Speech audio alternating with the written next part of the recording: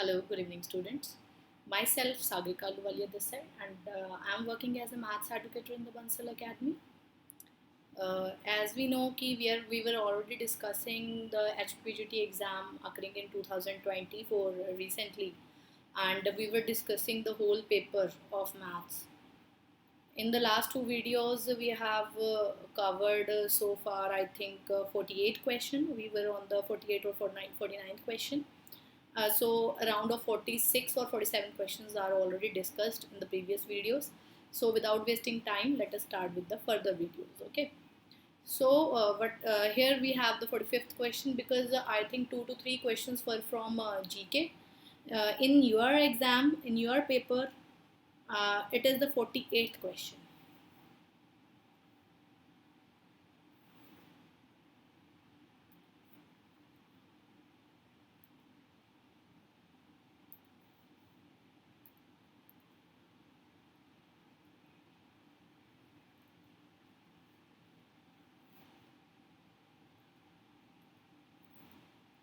So it is the 48th question. Let X be an uncountable set. कोई आपके पास uncountable set है. T is the family consisting of phi and all the complements of the countable set. यहाँ पे क्या है? And all complements of countable sets. उसके हमने complements लेने हैं countable set के. ठीक है जी. तो फिर हमने बताना है कि वो टोपोलॉजिकल स्पेस होगी, T1 होगी, T2 होगी, क्या होगा. तो सबसे पहले तो आप देखिए टोपोलॉजी आपके पास क्या बनी. phi है इसमें. और उसके बाद नेक्स्ट आ जाएगा एक इसमें एक्स, क्योंकि कंडीशन होती है टोपोलॉजी बनाने के लिए. 45th question. Just a minute. X is uncountable set. T is the family of consisting five and all the complements of countable set. एक काउंटेबल सेट के कॉम्प्लीमेंट्स. फाइव भी यहाँ पे काउंटेबल है, it is the finite set. इसका मेरे पास complement क्या होगा? एक्स. तो एक्स भी यहाँ पे रहेगा. अब इसके बाद और सोचिए, जैसे कि हमारे पास मान लीजिए काउंटेबल सेट 1 है, इसका कॉम्प्लीमेंट क्या होगा हमारे पास? x माइनस 1, 1, 2 ले लो मान लो, तो it is the countable set. इसका हमने कॉम्प्लीमेंट लेना है, तो इस टाइप के सेट सारे इसके अंदर आ जाएंगे. मतलब कि आप x में से कुछ भी काउंटेबल माइनस कर दो सो दैट कि इसका जो कॉम्प्लीमेंट है वो काउंटेबल आ जाए. जैसे x माइनस क्यू इरेशनल हो गए. इरेशनल का कॉम्प्लीमेंट क्या हो जाएगा? Complements of countable set. ये हमारे पास काउंटेबल सेट है क्यू. इसका कॉम्प्लीमेंट क्या हो जाएगा? x minus Q. वो यहाँ पे हमने रख दिया. और सोचिए x माइनस जेड भी, it is the complement of the countable set. z is countable, इसका कॉम्प्लीमेंट एंड सो ऑन. सारे इस टाइप के एलिमेंट आ जाएंगे. तो हमने देखना है कि क्या ये हमारे पास टोपोलॉजिकल स्पेस बना रहा है या नहीं बना रहा. टोपोलॉजिकल स्पेस के लिए मुझे क्या चाहिए? x और फाइव वहाँ पे चाहिए, वो है. और नेक्स्ट मैंने क्या देखना है कि इनकी जो यूनियन है वो भी इसी के अंदर हो. जैसे आप जस्ट सपोज इन दोनों की यूनियन करते हैं तो आपके पास क्या आ जाएगा? x माइनस 1 ही आ जाएगा, वो यहाँ पे है.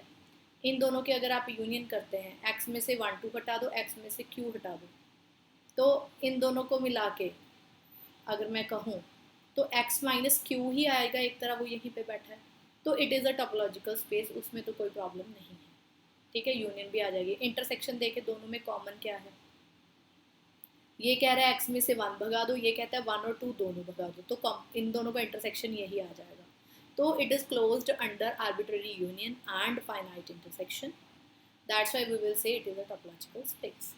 अब नेक्स्ट मेरे पास आ गया कि हमें चेक करना है T1 है बट नॉट T2, T2 है बट नॉट T3, T3 है but not T4. As we know कि what are the definitions of T1, T2, T3 space. yes everybody, it is the question number 48. तो पहले हमने check करना है कि क्या ये T1 स्पेस है. T1 के लिए मुझे क्या देखना होता है कि एक एलिमेंट हो जो आपस में नॉट इक्वल हो. ठीक है, 1 का मुझे कोई अब नेबरहुड चाहिए, 1 का नेबरहुड जिसके अंदर 1 बैठा हो. तो जैसे आप ये भी तो ले सकते हैं x माइनस 3 ही माइनस किया है तो इसके अंदर 1 बैठा है, तो 1 का नेबरहुड ले लिया x माइनस 3. ठीक है, इसका नेबरहुड. हमने क्या चेक करना है कि 2 उसके अंदर ना बैठा हो. बिल्कुल 2 इसके अंदर बैठा है, राइट. तो हम यहाँ पे x-2 कर देते हैं।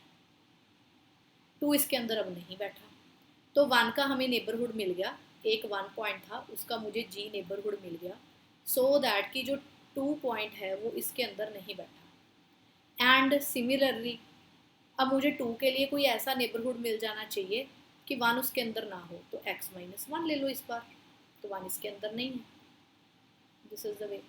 तो ऐसे करके आप T1 स्पेस बना सकते हैं। यहाँ पे कोई भी 2 पॉइंट लेंगे, जैसे मान लो आप A और B ही लेंगे, A not equal to B, तो A के लिए आप क्या ढूंढ लेंगे, x-b, सो दैट B इसके अंदर नहीं है। B के लिए ढूंढना पड़ गया तो x-a, तो इसके अंदर A नहीं है, तो दोनों के लिए आपको नेबरहुड मिल रहा है, सो it is the T1 space. तो ये हमारे पास T1 हो गई, राइट। नेक्स्ट डिस्कस करते हैं।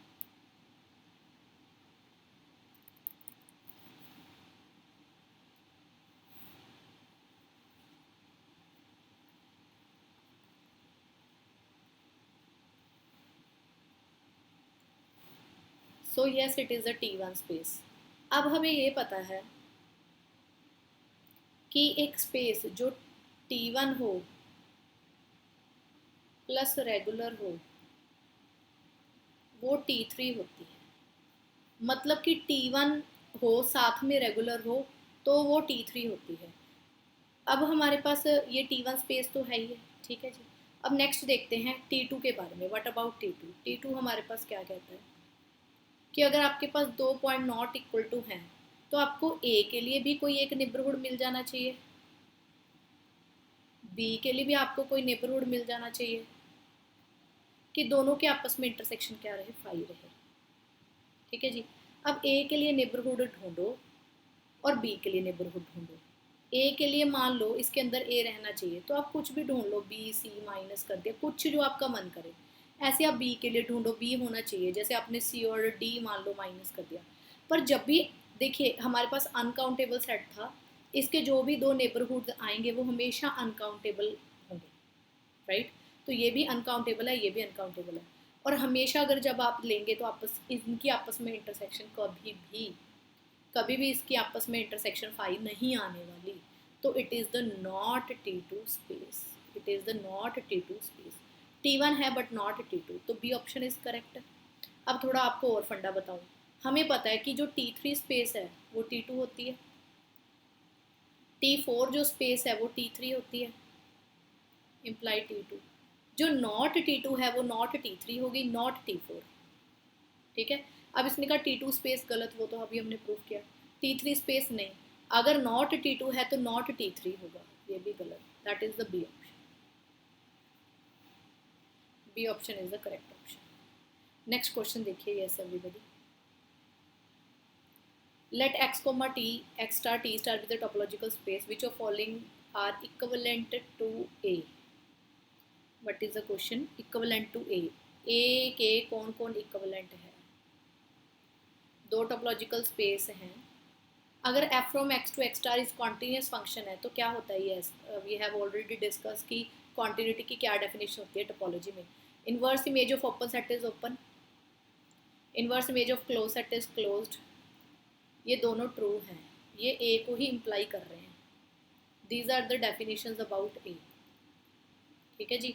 V is any open set in X, f from x to V star है, अगर इसके अंदर कोई V ओपन है तो उसने कहा f ऑफ V भी ओपन हो, ऐसा कुछ जरूरी नहीं है। It is not the definition of any, ऐसा हमने कभी भी डिस्कस नहीं किया। सो ये एक ऐसी ऑप्शन है जो A को इम्प्लाइड नहीं कर रही, so incorrect option is the D option. And last question was the 48th and it is the 49th question of your exam. Yes, 49th question of your exam, and the correct option of the 9th exam is the D option. Yes, last question देखो। Which of following is true? Connected topological space is arc-wise. Arc-wise का मतलब क्या होता है कि मान लीजिए आपके पास यही एक सेट है सर्कल, अगर आप इसके 2 पॉइंटों को थ्रू एनी आर्क जो इसी के अंदर लाई करे अगर कनेक्ट कर सकते हैं तो उसको आर्क वाइज कनेक्टेड कहते हैं। अगर हर connected topological space arc wise connected होती है नहीं। इसकी एग्जांपल बहुत अच्छी है, ये वाली ले लो। आपने एक ज़ीरो लिया और एक आपने साइन 1/x का आपने एग्जाम्पल लिया, जो ये दोनों मिलके हैं साइन 1/x यूनियन 0, ये दोनों मिलके कनेक्टेड हैं। पर क्या हम इसको और इसको आर्क से कनेक्ट कर सकते हैं ज़ीरो, और इसको नहीं कर सकते? क्यों? इस वाली वेव को वाई एक्सिस से करंट लगता है, कभी भी टच नहीं करेगी। टच नहीं करेगी तो जो भी मैं यहाँ से जो पाथ है इधर वाले पॉइंट से कनेक्ट करने की कोशिश भी करूँगी तो ये पाथ कहाँ से आएगा? नहीं आएगा। कैसे जंप करेंगे इधर से? ये पूरा इसके अंदर लाइक नहीं कर रहा, तो that's why it is not arc wise connected. तो it is the wrong option. Arc wise connected implies connected, बिल्कुल जैसे हम कहते हैं ना कि पाथ कनेक्टेड इम्प्लाइज कनेक्टेड, वही सेम रिजल्ट है, it is true. An open and connected subset of plane is not arc wise connected. उसने क्या कहा?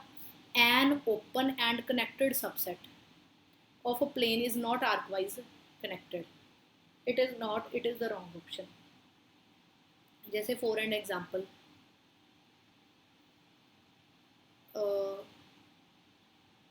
जैसे यही ले लो सर्कल, ओपन भी है कनेक्टेड भी है, इसने कहा नॉट आर्क वाइज कनेक्टेड, गलत, ये तो आर्क से कनेक्टेड है, तो it is incorrect option.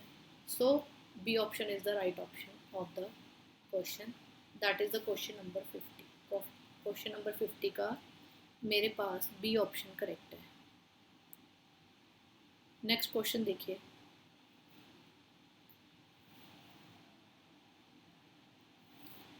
Fifty one.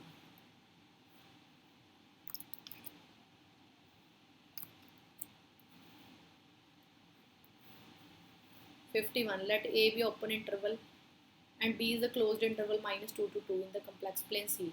A is open set and B is, अब किसकी बात हो रही है? कम्प्लेक्स प्लेन की बात हो रही है, कम्प्लेक्स प्लेन की बात कर रहे हैं। एक हमारे पास -1 to 1 है ओपन। पहले इसकी बात करते हैं, क्या ये अब पूरे प्लेन में ओपन है? ये रियल लाइन पे तो ओपन होता है set, open interval is open set, but C में चेक करते हैं। देखिए जब भी आप इसके अंदर कोई पॉइंट लेंगे, अब यहाँ पे जो नेबरहुड है ना वो एक छोटा सा डिस्क होगा, क्या वो पूरा का पूरा ये जो नेबरहुड ऑफ एक्स है, क्या ये पूरा का पूरा -1 to 1 के अंदर कंटेन्ड है? नहीं है, ये तो बाहर चला गया ऊपर और नीचे, तो it is not open set, क्योंकि नेबरहुड इसी के अंदर कंटेन्ड नहीं है। It is not open, A option is not open. -2 to 2 हमने चेक करना है, क्या ये हमारे पास क्लोज्ड है कि नहीं है। Yes everybody, let us draw.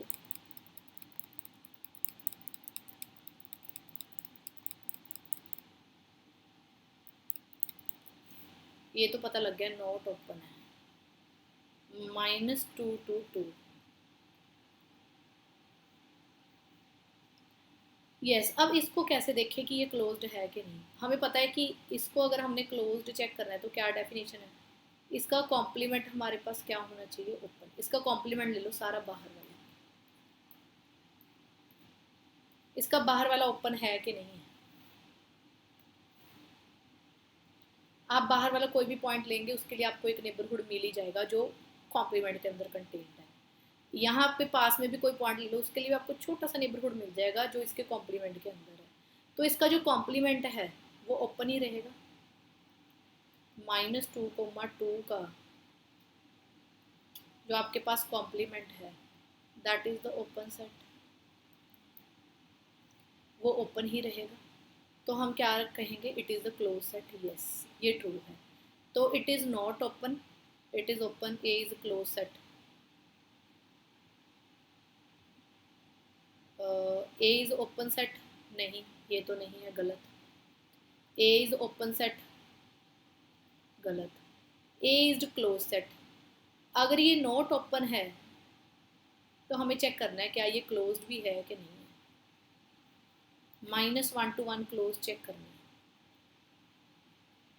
अगर मैं इसके लिमिट पॉइंट्स देखूं तो क्लोज्ड -1 to 1 नहीं आ जाएगा इस सेट के लिमिट पॉइंट ए के? क्या वो ए के अंदर कंटेन्ड हैं? नहीं है, तो A is close set, not a close set. So D option is the correct option. D option is the correct option of this question. It was the 51st question. Next is 52.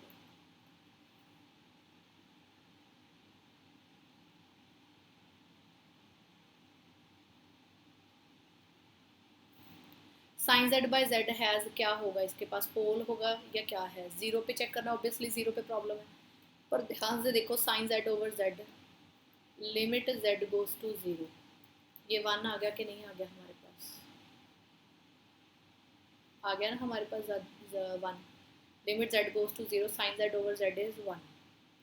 तो जहाँ पे ऐसे हमारे पास not equal to zero आ जाए, क्योंकि यहाँ पे तो कोई प्रॉब्लम है नहीं, अब इन्फिनिटी नहीं आ रहा, या फिर यहाँ पे नॉट डिफाइन नहीं बन रहा, तो it is the removable singularity at zero, that is the D option is correct of the 52th question. 53rd question देखो नेक्स्ट। यस, क्या कह रहा है कि जो एफ है मेरे पास is analytic in D, analytic है तो सी आर इक्वेशन को सेटिस्फाई करेगा, u x equal to v y and u y equal to minus v x, u x equal to v Y ठीक है, u x equal to minus और v y गलत, u x और minus v y गलत, u x और v y ये भी ठीक है। अब यहाँ पे नेगेटिव साइन होना चाहिए, u y equal to minus v x, it is गलत, B option is correct, 53rd का B option correct. 54th question देखिए, रेडियस ऑफ कन्वर्जेंस निकालना है, let me check what the question is, there is little printing mistake, yes n की power के ही है यहाँ पे, और हमें चेक करना है कि इसका रेडियस ऑफ कन्वर्जेंस हमारे पास क्या रहने वाला है। तो स्केयर है, कोई नहीं, स्केयर के लिए बाद में देखते हैं। तो ए एन की वैल्यू यहाँ पे क्या आ गई, जेड टू एन को छोड़ के बाकी, जेड टू एन को छोड़ के जो बाकी मेरे पास बचा वो ए एन है, 4n एन के।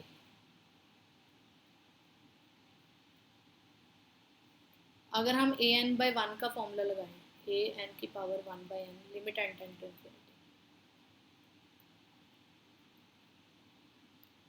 वन बाई एन करेंगे तो 4 n k बाई एन, हमें पता है कि n की power one by n as limit n tend to infinity, इसको पेपर में ही आया हुआ है कि इट इज़ वन, तो वन की इसको ऐसे क्या लिख सकते हैं, limit n tend to infinity,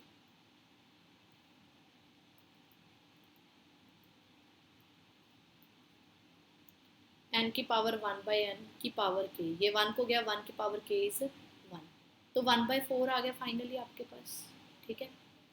अब हमें पता है कि 1/r रखते हैं रेडियस ऑफ कन्वर्जेंस के लिए, r की वैल्यू आपके पास 4 आ गई, पर यहाँ पे z की पावर 2n है, तो z की square less than equal to r लिखेंगे 4, यहाँ से एक्चुअल इंटरवल निकल के आएगा, उस अकॉर्डिंग रेडियस ऑफ कन्वर्जेंस देखेंगे, तो z हमारे पास क्या आ गया, mod z less than equal to 2, तो -2 और 2 के बीच में लाई करेगा, तो जो रेडियस है वो 2 आ गया, C option is correct.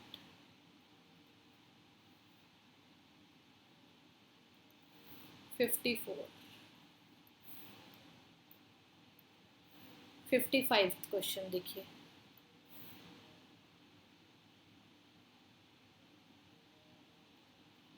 E raise to power sine z d z, ये हमारे पास है और हमने इसको इंटीग्रेट करना है, यस एवरीबॉडी। अब देखिए sine z is a entire function, entire function, इसको कहीं पे प्रॉब्लम नहीं है, e raise to power z is entire function, both are the entire function, और composition of entire function is again entire function, तो e raise to power sine z दोनों की composition हो गई, तो it is also entire function, तो it has no singularity, तो e raise to पर साइन जेड डी जेड चाहे किसी भी क्लोज्ड कॉन्टूर पे ले लो, जब इसके पास कोई सिंगुलैरिटी नहीं है तो बाय कॉशीज थ्योरम इसका आंसर क्या आ जाएगा, 0, that is B option is correct, 55 का B option is correct. 56th question देखिए, a Mobius transformation this to this respectively क्या होगा, सीधी सी यहाँ पे बात है, मैं आपको बता दूं कि व्हाट इज़ द फंडा behind this question. 56th question है मेरे पास, यस जैसे मैं आपको, मुझे पता है कि आई हैव ऑलरेडी सॉल्व कि this is the answer, how we will see, आप क्या करेंगे, z की जगह 2 रखेंगे, आप देखेंगे कि 1 आ रहा है, फिर 1 रखेंगे, चेक करेंगे 1 आ रहा है, तो ये आप सारा चेक करेंगे, यहाँ पे 1 की जगह आइटा था, यहाँ पे आइटा, और यहाँ 1 यहाँ पे भी आइटा है -1, जैसे आई एम सेइंग कि B option is the correct option, let us check, 2 put करो z की वैल्यू 2, तो 6 + 2 आइटा, 2 आइटा प्लस 6, काट पीट के 1 आंसर आ गया, तो ये इस पे ही मैप कर रहा है, राइट। उसके बाद आइटा पुट करो जेड की जगह, 3 eta plus 2 eta, eta eta eta square -1, that is the 5 answer. और हमें चेक करना है कि yes it is 5 eta by 5, cutting करके आइटा ही आ रहा है मेरे पास। ठीक है जी, -2 पुट करो, -6 प्लस 2 आइटा, -2 आइटा प्लस 6। अगर आप काटेंगे तो नेगेटिव -1 आंसर आएगा। तो B option is the correct option. ऐसे आप बाकी ऑप्शंस चेक कर सकते हैं, B is the right answer. 57th question है मेरे पास। मुझे क्या चेक करना है इस क्वेश्चन में कि integration mod z equal to 2, इसका इंटीग्रेशन क्या आने वाला है, mode z equal to 2,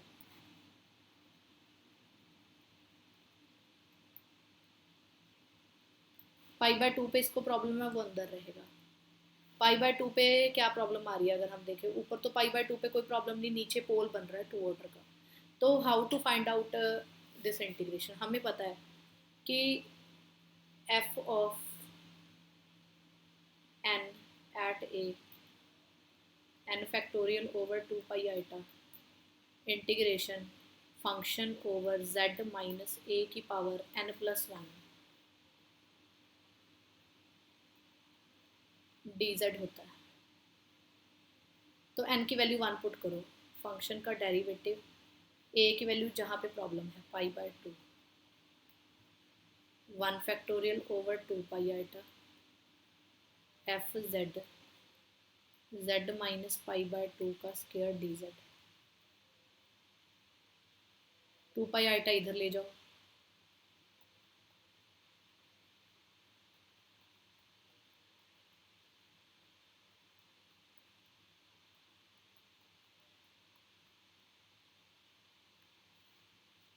function की वैल्यू हमारे पास क्या आ गई, f z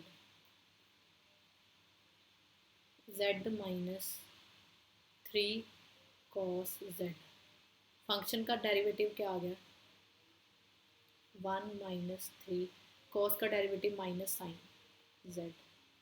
π/2 पुट करो यहाँ पे, 1 + 3 1 आ गया, दैट इज 4। तो 4 × 2 pi eta, 8 pi eta is the answer, that is the A option is correct of this question. 57 question. 58 question देखो, 58 क्वेश्चन क्या है, टेलर सीरीज निकालनी है लॉग जेड की इन z-1 इसमें। तो सिंपल सी बात है, लॉग z था, z-1 + 1 कर लेते हैं, और हमें log 1 + x की आती है 1 + z-1। इसकी अब हमें सीरीज खोलनी आती है log 1 + x की। इसका हमारे पास it is the 58th question right, so B option is the correct option. इसका क्या एक्सपेंशन होता है, x - x² / 2 + x³ / 3 and so on. x की वैल्यू z-1, z-1 का स्क्वायर बाय 2, z-1 की cube by 3 and so on. तो B option is the correct option. Direct expansion थी log 1 + x की। Next question is 59th question. e⁻1/z 0 क्या बनेगा, e⁻1/z की आप एक्सपेंशन खोल दो, 1 + x होता है, x की जगह 1/z, x का स्क्वायर z² 2 फैक्टोरियल, फिर क्यूब आ जाएगा 3 फैक्टोरियल एंड सो ऑन। तो नीचे z = 0 पे मेरे पास सीरीज़ में नीचे वाली बहुत सारी टर्म्स बन रही है, तो और 0 पे ही प्रॉब्लम है। आप देख लो साइन e⁻1/z में कोई और पॉइंट रखो, 1 2 3 4 5, कोई प्रॉब्लम नहीं है, 0 पे ही प्रॉब्लम है। यहाँ पे आप यहाँ पे भी देख लो, तो 0 ओनली प्रॉब्लम है। और क्योंकि नीचे बहुत सारी टर्म्स आ रही है तो असेंशियल सिंगुलैरिटी है, क्योंकि 0 अकेली है तो वो आइसोलेट है, आइसोलेट मतलब अकेले बैठना। तो D option is the correct option. Next question is 60th question of your exam. z+3z² - residue निकालना है, एट द पोल्स निकालना है। पहली बात, इसके क्या पोल बनेंगे वो हमें पता होना चाहिए। z+3 z-2, तो एक पोल z = 0 पे बन रहा है, एक z = 2 पे बन रहा है। Limit z goes to 0, z 0 पे है, z-2, काट गया, 0 रखो 3, 0 रखो -2, -3/2, तो ये दोनों ऑप्शन तो कट गई। -3/2 -3/2 आ गया, z -2, z approaches to 2, z -2, z +3, z -2, ये दोनों कट गए। 2 पुट करो, 5/z है, 2 पुट कर दो 2, 5/2, B option is correct.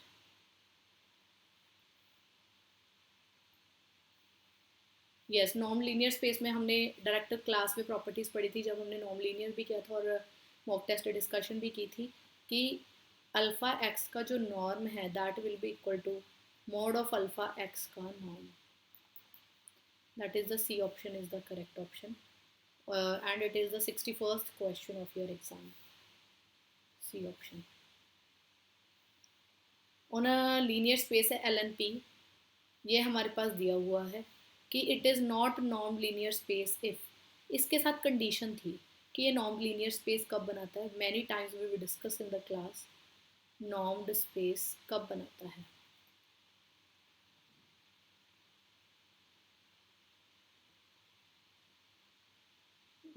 It is not norm linear space. Actually जो यहाँ पे P की वैल्यू है वो 1 से लेके इन्फिनिटी तक होनी चाहिए। This was the condition. मैंने कल आपको ना कुछ पिक्चर्स भी आई थिंक शेयर की थी, दैट आई टोल्ड यू कि जब हम क्वेश्चन करेंगे we will I will tell you all the pictures and it was the direct result. Just a minute everybody, let me told you.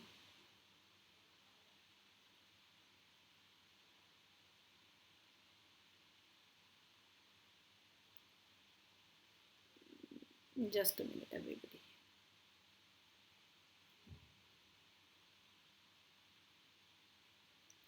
It is the 62th question of your exam. Yes, जब P की value 1 और infinity तक होती है तो it is the non linear space होता है। तो P इक्वल टू 1 के लिए नॉन लीनियर है, बिल्कुल है, क्योंकि हमने कहा एक या एक से बड़ी वैल्यू हो, 2 से बड़ी वैल्यू के लिए भी होगा, 1 और 2 के बीच के लिए भी होगा, 0 और 1 के लिए रिजल्ट होल्ड नहीं था, तो ए option is the correct option. Incorrect है जब नॉन लीनियर स्पेस नहीं है, इनकरेक्ट ही पूछा था हमसे। Next is 63rd question. X and y are the non linear space, t from x to y is the linear operator, which of following is not the equivalent conditions. Direct हमने class में conditions की थी क्या, अगर T मेरे पास continuous function है जो कि लीनियर ऑपरेटर है तो वो कॉन्टीन्यूस एट ओरिजिन भी होगा, it will B continuous at origin, और वो जो टी है वो बाउंडेड भी होगा। अनबाउंडेड वहाँ पे नहीं था, डायरेक्ट हमने पढ़ा हुआ था। It is the incorrect option, rest of are the true, so incorrect option is the D option is the correct option. D option is the correct option. 64th question.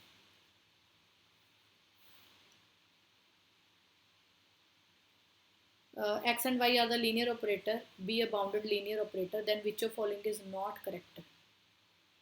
ये भी हमने क्लास में that I want to share the pictures also with you. ये ना direct जो था ये भी रिजल्ट है, all are the result based question of the linear. जो अगर मैं देखूं ये कुछ क्वेश्चन डायरेक्ट पेपर में जो थे रिजल्ट बेस्ड आए हुए थे। जैसे अभी ये वाला क्वेश्चन है तो ये डायरेक्ट हमारे, जैसे मैं देख पा रही हूँ जो मेरे पास बुक मैंने आपको रेकमेंड की थी, करवाया भी था यहाँ से, तो t x upon x note ये भी होता था रिजल्ट वहाँ पे। सुप्रीमम टी एक्स का, supremum t x and mod is equal to 1, ये भी करेक्ट ऑप्शन था वहाँ पे।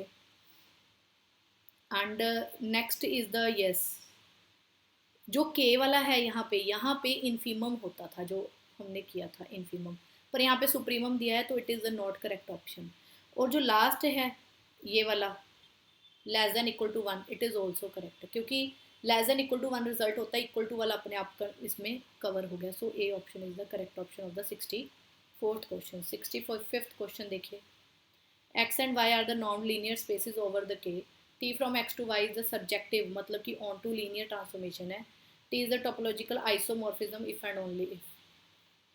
ये टोपोलॉजिकल आइसोमॉर्फिज्म कब होती है, इसका भी एक डायरेक्ट रिजल्ट था यहाँ पे, जो एग्ज़ाम में डायरेक्ट हमसे पूछा गया था। It is the 65th question, right. तो यहाँ पे ये डायरेक्ट रिजल्ट होता है, आप इसको गूगल भी करके देख सकते हैं, टॉपोलॉजिकल आइसोमॉर्फिज्म कब होता है।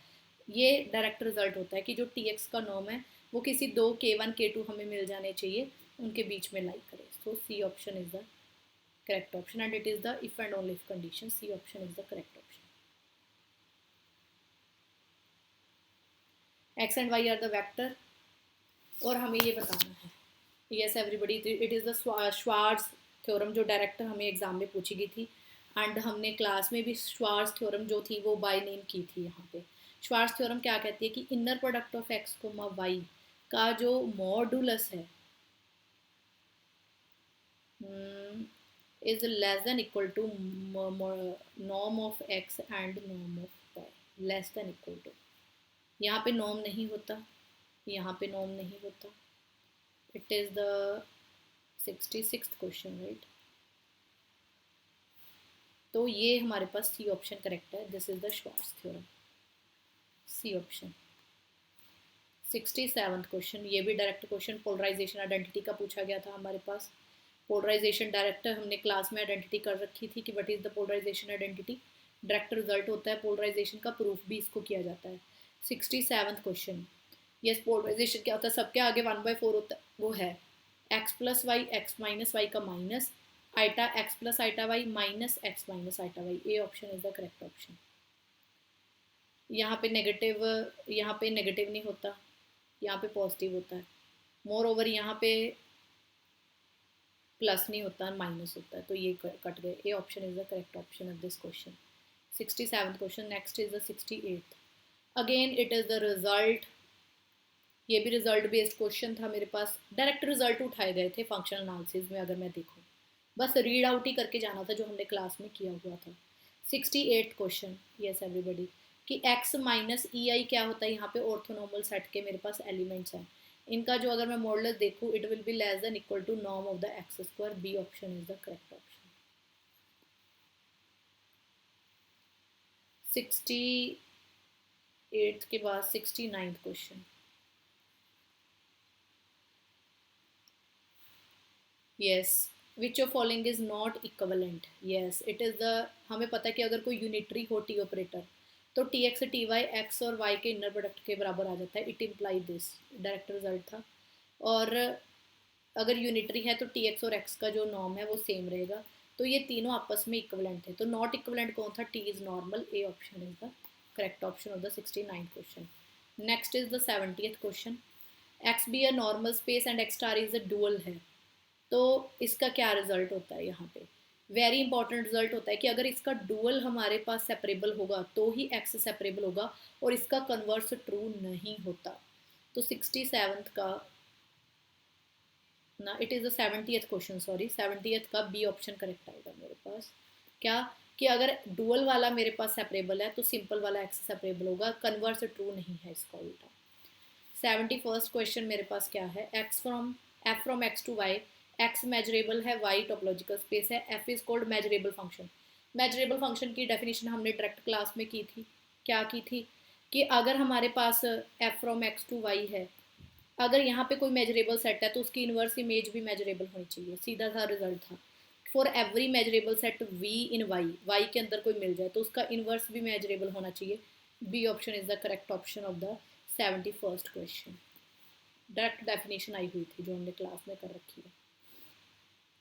नेक्स्ट आ गया हमारे पास इंटीग्रेशन। सिंपल इंटीग्रेशन पता करना था यहाँ पे। 0 to 5 function F x d x क्या आएगा। It is which question, 72th question. 1 to 3 के बीच में 1 to 3, 0 to 1 ब्रेक कर लो, 1 to 3 ब्रेक कर लो, 3 to 5 ब्रेक कर लो। अदरवाइज तो ये फंक्शन 0 है तो यहाँ तो 0 आ जाएगा। 1 to 3 के बीच में 1 है, 1 dx, तो x आ गया 1 2 3, 3 - 1 कितना आ गया, 2 is the answer, that is C option is the correct option. 72th का मेरे पास सी ऑप्शन आ गया। 73rd, yes, 70th question, 73rd question sorry. देखिए, ये जो हमें सिंपल इंटीग्रेशन पूछी है, ना तो रीमन स्टेलजीज पूछा है और ना ही हमें यहाँ पे लिबेग इंटीग्रेशन की बात हुई है। सिंपल इंटीग्रेशन की बात कर रहा है तो वो कहीं ना कहीं जो हमने +1 +2 में इंटीग्रेशन की है और जो हमने रीमन इंटीग्रेशन की है वही पूछ रहा है एक तरह से। और हमें पता है ये वाले फंक्शन रीमन इंटीग्रेबल नहीं होते, तो अकॉर्डिंग टू रीमन इट्स का integration does not exist. D option is the correct option. अगर यहाँ पे लिबेग इंटीग्रेशन की बात की होती तो फिर हम निकालते। Simple f x d x दे रखा है, दैट मीन्स कि रीमन या की ही बात हो रही है। अगर A1 A2 मेजरेबल सेट है तो कौन सा जो है मेरे पास यहाँ पे रिजल्ट ट्रू है। हमें किया था कि अगर दो मेजरेबल सेट है उनकी यूनियन और इंटरसेक्शन मेजरेबल होती है, पर यहाँ पे नॉट मेजरेबल है तो ये तो गलत हो गया मेरे पास। Which question is this? It is the 74th question. और हमें पता है कि measure of A1 plus measure of A, इसका रिजल्ट हमने क्लास में डायरेक्ट पढ़ा था कि it is the measure of A1 union A2। 74th question,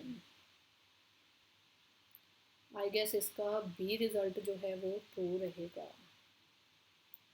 just a minute everybody, let me open paper, wait.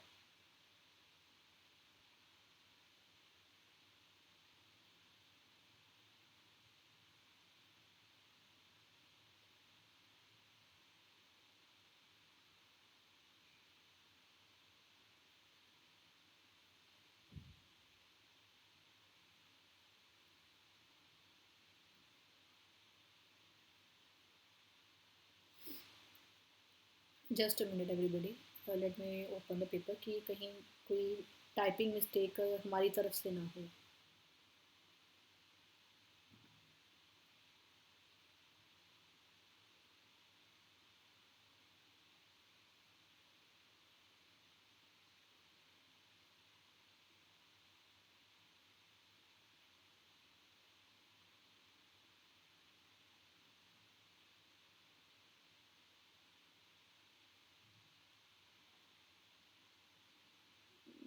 Just a minute.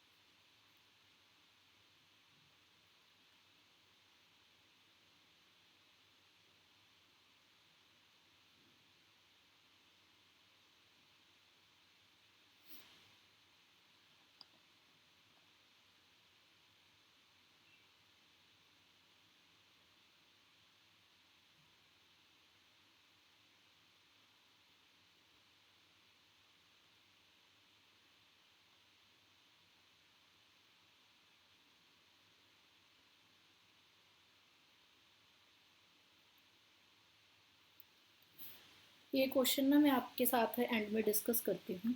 Wait, इसमें I have some doubts also, मुझे भी यहाँ पे एक डाउट है। Just minute.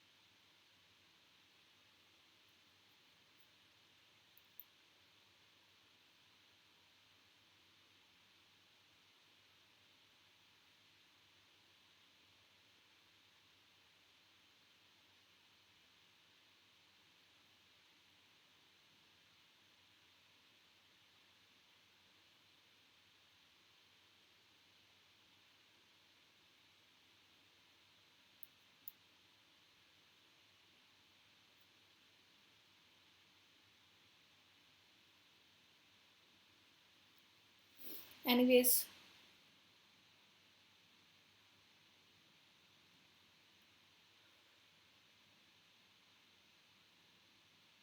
जो मेरे पास इसका आंसर मार्क है, आई हैव एक्चुअली ये तो हमारे पास रिजल्ट बिल्कुल भी नहीं है. आई have some doubts in A और B option. I will tell you कि which option is correct. Last में आता है 74th के बाद आ जाओ, पहले 75th क्वेश्चन पे. पार्टीशन देन वेरिएशन किसको बोलते हैं? यस, वेरिएशन का मतलब क्या होता है कि आपके पास जो गिवन इंटरवल ए कोमा बी है, आप उसको ना एन पार्ट्स में डिवाइड कर लो. ठीक है, x1 से लेके xn तक, और दो दो लो, x1 से x2, x2 से x3, ऐसे करके दो दो. और फिर आप उसके ऊपर summation f of x2 minus x1, इन सब का सम लो, मतलब k ओवर k माइनस 1. तो बी ऑप्शन आपके पास करेक्ट आएगा. ये बाउंडेड वेरिएशन फंक्शन को जो है रिप्रेजेंट करता है. That is the B option is the correct option of the answer. That is 75th का B option. Let E be a given set. 76th question it is. Director ये भी result था कि हमें पता है कि if given epsilon greater than 0 then there exist a open set G जो ई को कंटेन कर ले. यहाँ पे ई कोई भी गिवन सेट है, उससे बड़ा मुझे ओपन सेट मिल जाए कि उसका मेजर, उसका जो आउटर मेजर है, जब उसको माइनस करे तो वो ना के बराबर ही रह जाए. Then E is a measurable set. तब इसको मेजरेबल सेट कहते हैं. But converse is also true because it is the definition. ये डेफिनेशन होती है किसी मेजरेबल सेट की कि मुझे उससे बड़ा कोई ओपन सेट मिल जाए, उनका जो मेजर का आपस में माइनस होगा, इनके सेट का आपस में अगर मैं कॉम्प्लीमेंट देखूँ तो उसका आउटर मेजर ना के बराबर किसी एप्सिलॉन से कम ही रह जाए. ठीक है जी. So it is the direct result है यहाँ पे. तो 76 का मेरे पास आ गया सी ऑप्शन. नेक्स्ट आ गया हमारे पास A star denote the interior. Then हमारे पास क्या होगा? It is the which 77th question. Yes, interior को डिनोट कर रहा है. हमें पता है कि ए यूनियन बी का जो इंटीरियर होता है, it contains A interior union B interior. It is the direct result. जैसे आप यहाँ पे करके देख भी सकते हैं. ए को आप क्यू ले लो और बी को आप इरेशनल ले लो. ए यूनियन बी करना, उसका इंटीरियर आर का इंटीरियर आर हो गया. क्या ये कंटेन कर रहा है ए का इंटीरियर 5 यूनियन बी का इंटीरियर 5? यस, बिल्कुल कंटेन कर रहा है. तो ए के इंटीरियर का क्लोजर नहीं, बाउंड्री नहीं होता. ए का इंटीरियर अगर बी के इंटीरियर के अंदर कंटेन्ड है तो ए बी के अंदर होगा नहीं. आप क्यू और आई की ले लो एग्जांपल. क्यू और आई का जो इंटीरियर है 5 कंटेन्ड इन 5 है, but Q not contained in I. तो ए यूनियन बी का जो इंटीरियर है वो इसके अंदर कंटेन्ड है नहीं. आप यही देख लो खुद, ये इसके अंदर कंटेन्ड है. तो D option is the correct option of the 77th question. Next is the 78th question. ये डायरेक्ट हमारे पास थ्योरम आई हुई थी. 78th question right. B option इसका करेक्ट है. हमें पता है कि अगर ए और पी, यहाँ पे P prime A and P की बात हो रही है, अगर ए कोमा पी को प्राइम है, को प्राइम का मतलब क्या है? अगर जी सी डी ए और पी का क्या है 1, तो बाय विल्सन थ्योरम क्या होता है? विल्सन थ्योरम थी ये a raise to power p minus 1 mod p. और इसको आप आयलर फॉर्मेट थ्योरम से भी कर सकते हैं क्योंकि जो पी का फाई ऑफ पी है वो पी माइनस 1 ही होता है. B option is the correct option. 79 question is, यहाँ पे थोड़ी सी करेक्शन करने वाली है. क्वेश्चन में टाइपिंग मिस्टेक है यहाँ पे. 79 क्वेश्चन राइट. तो यहाँ पे 5 प्लस, ओके, हमें प्लस ही चेक करना है कि ये कब होल्ड कर रहा है.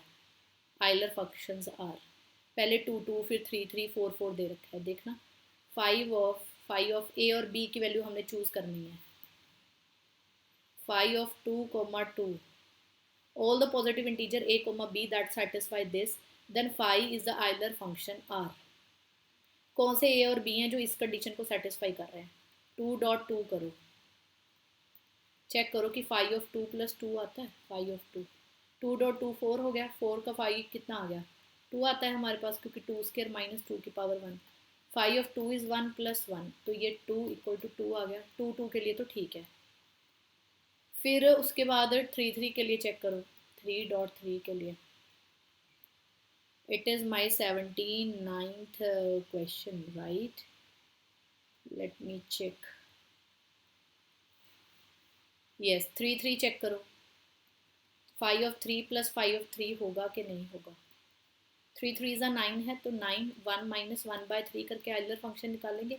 5/3 कितना हुआ 2 और यहाँ पे भी क्या हुआ 2 और 9 × 2/3 ये इधर आ गया 6 इधर आ रहा है 4 नॉट इक्वल. तो 3 वाला नहीं बनाएगा पेयर. 3 वाला गलत है. यहाँ पे 3 4 है. ठीक है बाकी चेक करते हैं. 4 वाला अब ये तो गलत हो गया. 2 3 वाला 2 3 इन दोनों में से चेक करते हैं. 5/2.3 चेक करना है. 5/2 + 5/3 के बराबर आएगा कि नहीं.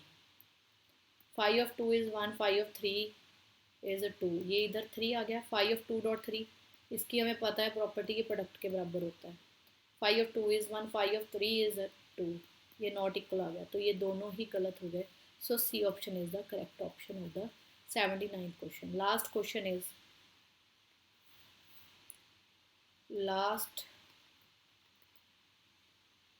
where is the last question?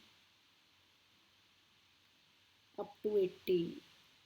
yes यहाँ पे मिसिंग है मेरे. यहाँ पे कोई बात नहीं. मैं आपके साथ 80th क्वेश्चन वैसे इसके नीचे ही डिस्कस कर लेती हूँ. ठीक है जी. यस तो मेरे पास 80th question of your exam क्या था. विल्सन थ्योरम क्या है वही पूछ ली हमें. लास्ट में ना फिर आई थिंक मेरे से मिस्टेक हो गई है. इट इज़ यहाँ पे विल्सन नहीं थी. यहाँ पे आइलर फॉर्मेट थ्योरम लग रही है. कौन सी आइलर फॉर्मेट. विल्सन थ्योरम बतानी है क्या कहती है. ए ऑप्शन इज p-1 का फैक्टोरियल कॉन्गुरेंट टू 0 होता है मॉड p. गलत. हमने पढ़ा है कि 0 नहीं होता. क्या होता है वैसे -1 होता है. p-1 factorial equal congruent to 1 mod p होता है. गलत. सी ऑप्शन p-1 का factorial congruent to -1 mod p के बराबर होता है. करेक्ट. डी ऑप्शन गलत. तो C option is the correct option of the 80th question. Now we left with only one question. That is this question. Just give me a minute everybody and then I will explain you कि इसमें A और B में हमें ambiguity थी. We are clear कि C option तो नहीं है और A union B A intersection भी मेजरेबल होता है ये भी नहीं है. और हमें पूछा है ये. Just a minute. Give me a minute. Let us finish our discussion with this question too.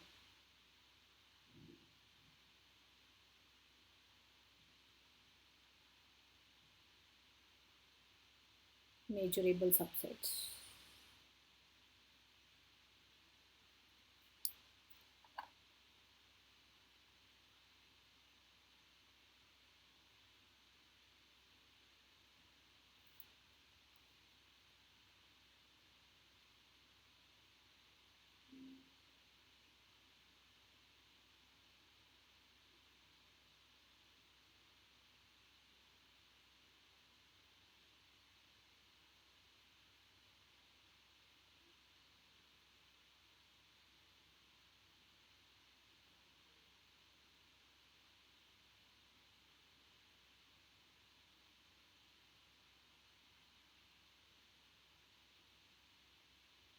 Here we have the intersection.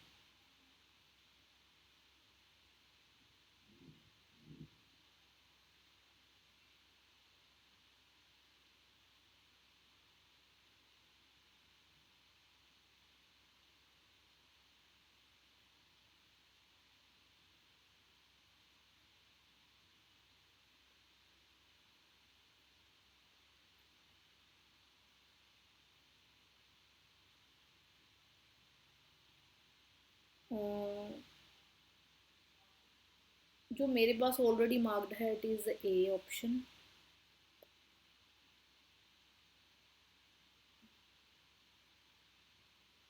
Yes everybody A option is the correct option. Direct result है ये हमारे पास कि measure of A1 plus A2 is equal to union plus intersection, ये हमारे पास होता है major के केस में। ठीक है जी, तो A option is the correct option of this question and it was which question of your exam?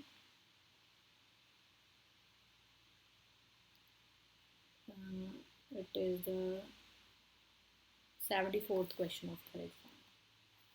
So ये last question पढ़ा था. We are also finished with this question. Thank you so much everybody and welcome, very very welcome to Bansal Academy again. If you want to crack any government exam occurring in your state, you are always welcome for the excellent results. And not last but not the least, I want to say कि it is very glad कि जो हमने class में discuss किया था, जो मेरे students देख रहे हैं और जो जितने हमने मॉक टेस्ट क्लास में प्रैक्टिस किए, out of the 100% I guess की 75 to 80% question were from the mock test itself.